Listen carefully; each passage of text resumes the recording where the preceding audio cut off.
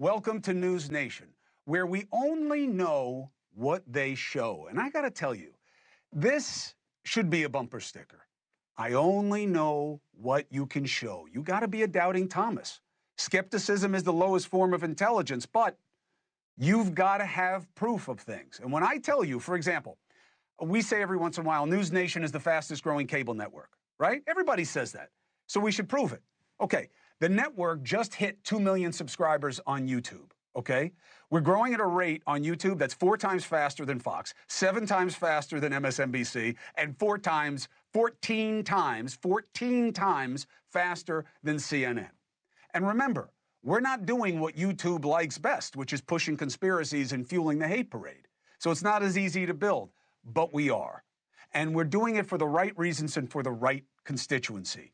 You, critical thinkers who see the limitations of left and right and demand what is reasonable. So it's working. Thank you from the bosses, from everybody who does the whole hard work, to the hair and teeth that represent what I do every night. Thank you to each and every one of you. We appreciate you. So here's my serving of food for thought.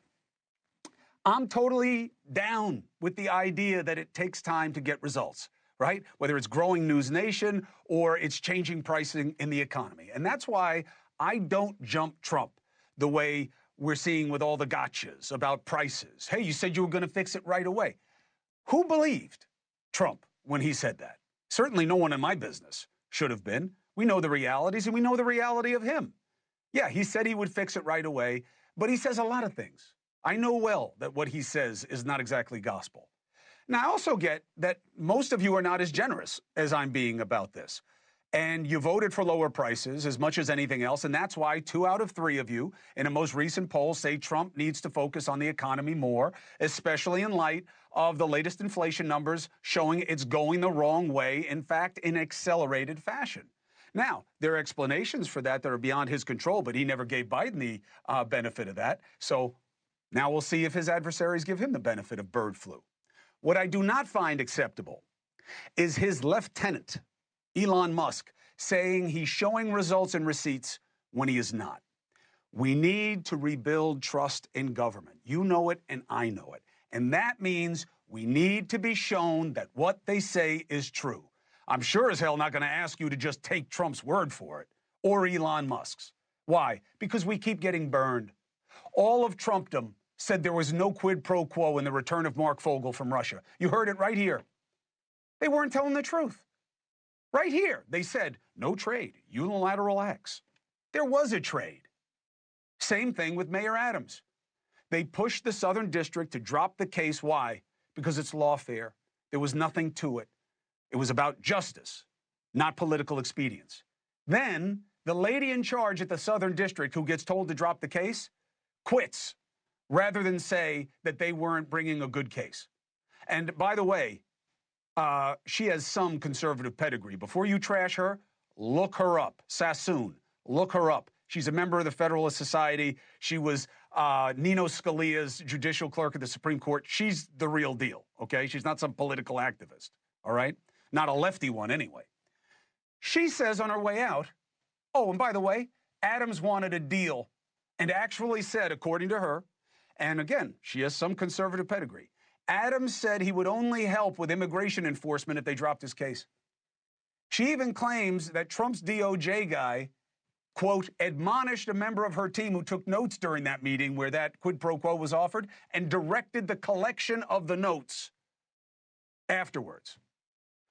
She also cleared something up that I had been criticizing, which was there were a lot of leaks that more charges were coming because the initial indictment I found pretty unimpressive, certainly compared to the ones that they were bringing against Adams' people. And there was never a superseding indictment, so I took it to mean that they had nothing else. The exiting prosecutor says wrong. Adams destroyed evidence and instructed others to destroy evidence related to his alleged straw donor scheme, and she was about to charge him with it. Yeah, it doesn't mean that she could make the case beyond a reasonable doubt. But just as she says that, what do we learn? Just as she says, Adams made a deal that if you drop this, I'll help you with immigration, and everyone's quiet about what she says, or they deny it off the record. Guess what happens? Adams meets with Trump's border czar, Tom Homan, and says he'll now comply with ICE. Look, cities should not block federal law enforcement. Sanctuary cities, catch and release, these policies have always been anathema to law and order. But making a deal to remove criminal charges so someone helps you enforce criminal charges? What matters more? Entering this country illegally or allegedly abusing power as a high elected official? This is why you can't take anyone's word for what they say they're doing as the right thing. I'm in favor of efficiencies. I think it's a bad look for many on the left to attack everything that they do. It looks like they're defending the status quo.